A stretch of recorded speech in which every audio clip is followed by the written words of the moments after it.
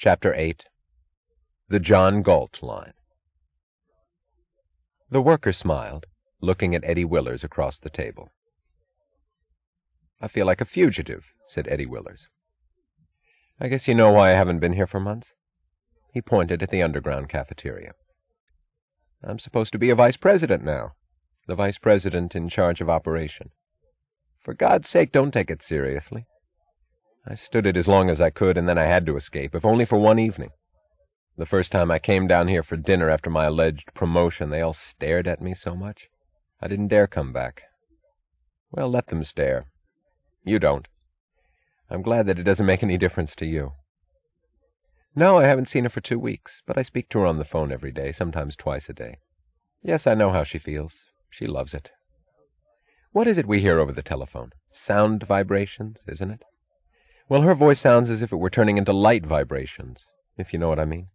She enjoys running that horrible battle single-handed and winning." "Oh, yes, she's winning. Do you know why you haven't read anything about the John Galt Line in the newspapers for some time? Because it's going so well. Only, that Reardon metal rail will be the greatest track ever built. But what will be the use if we don't have any engines powerful enough to take advantage of it? Look at the kind of patched coal burners we've got left. They can barely manage to drag themselves fast enough for old trolley car rails. Still, there's hope. The United Locomotive Works went bankrupt. That's the best break we've had in the last few weeks, because their plant has been bought by Dwight Sanders. He's a brilliant young engineer who's got the only good aircraft plant in the country. He had to sell the aircraft plant to his brother in order to take over United Locomotive. That's on account of the equalization of opportunity bill. Sure, it's just a setup between them, but can you blame him? Anyway, we'll see diesels coming out of the United Locomotive Works now. Dwight Sanders will start things going." "Yes, she's counting on him." "Why do you ask that?" "Yes, he's crucially important to us right now. We've just signed a contract with him for the first 10 diesel engines he'll build. When I phoned her that the contract was signed, she laughed and said, 'You see, is there ever any reason to be afraid?' She said that because she knows. I've never told her, but she knows that I'm afraid." "Yes, I am." "I don't know. I wouldn't be afraid if I knew of what. I could do something about it, but this... Tell me, don't you really despise me for being operating vice president? But don't you see that it's vicious? What honor? I don't know what it is that I really am, a clown, a ghost, an understudy, or just a rotten stooge. When I sit in her office, in her chair at her desk, I feel worse than that. I feel like a murderer. Sure, I know that I'm supposed to be a stooge for her, and that would be an honor, but I feel as if in some horrible way, which I can't quite grasp, I'm a stooge for Jim Taggart. Why should it be necessary for her to have a stooge? What does she have to hide? Why did they throw her out of the building? Do you know that she had to move out into a dinky hole in the back alley across from our express and baggage entrance? You ought to take a look at it sometime. That's the office of John Galt Incorporated. Yet everybody knows that it's she who's still running Taggart Transcontinental. Why does she have to hide the magnificent job she's doing? Why are they giving her no credit? Why are they robbing her of her achievement, with me as the receiver of stolen goods? Why are they doing everything in their power to make it impossible for her to succeed? When she is all they've got standing between them and destruction, why are they torturing her in return for saving their lives? What's the matter with you? Why do you look at me like that?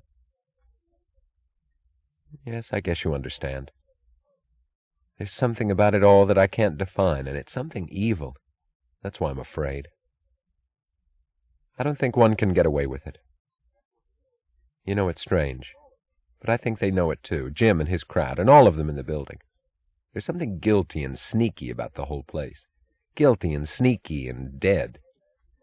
Taggart Transcontinental is now like a man who's lost his soul, who's betrayed his soul.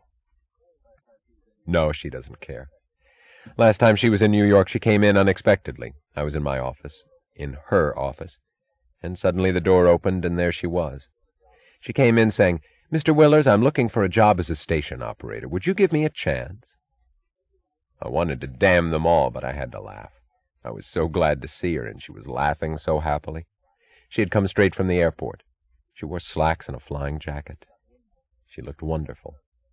She'd got windburned, and it looks like a suntan, just as if she'd returned from a vacation. She made me remain where I was, in her chair, and she sat on the desk and talked about the new bridge of the John Galt line. No, I never asked her why she chose that name. I don't know what it means to her. A sort of challenge, I guess. I don't know to whom. Oh, it doesn't matter. It doesn't mean a thing. There isn't any John Galt. But I wish she hadn't used it. I don't like it, do you? You do? You don't sound very happy saying it. The windows of the offices of the John Galt line faced a dark alley. Looking up from her desk, Dagny could not see the sky, only the wall of a building rising past her range of vision. It was the side wall of the great skyscraper of Taggart Transcontinental. Her new headquarters were 2 rooms on the ground floor of a half-collapsed structure. The structure still stood, but its upper stories were boarded off as unsafe for occupancy. Such tenants as it sheltered were half bankrupt, existing as it did on the inertia of the momentum of the past. She liked her new place. It saved money. The rooms contained no superfluous furniture or people. The furniture had come from junk shops. The people were the choice best she could find. On her rare visits to New York, she had no time to notice the room where she worked. She noticed only that it served its purpose. She did not know what made her stop tonight and look at the thin streaks of rain on the glass of the window, at the wall of the building across the alley. It was past midnight. Her small staff had gone. She was due at the airport at 3 a.m. to fly her plane back to Colorado. She had little left to do, only a few of Eddie's reports to read. With the sudden break of the tension of hurrying, she stopped, unable to go on. The report seemed to require an effort beyond her power. It was too late to go home and sleep, too early to go to the airport. She thought, "You're tired," and watched her own mood with severe, contemptuous detachment, knowing that it would pass. She had flown to New York unexpectedly at a moment's notice, leaping to the controls of her plane within 20 minutes after hearing a brief item in a news broadcast. The radio voice had said that Dwight Sanders had retired from business, suddenly, without reason or explanation. She had hurried to New York, hoping to find him and stop him. But she had felt, while flying across the continent, that there would be no trace of him to find. The spring rain hung motionless in the air beyond the window, like a thin mist. She sat looking across at the open cavern of the express and baggage entrance of the Taggart terminal. There were naked lights inside, among the steel girders of the ceiling, and a few piles of luggage on the worn concrete of the floor. The place looked abandoned and dead. She glanced at a jagged crack on the wall of her office. She heard no sound. She knew she was alone in the ruins of a building. It seemed as if she were alone in the city.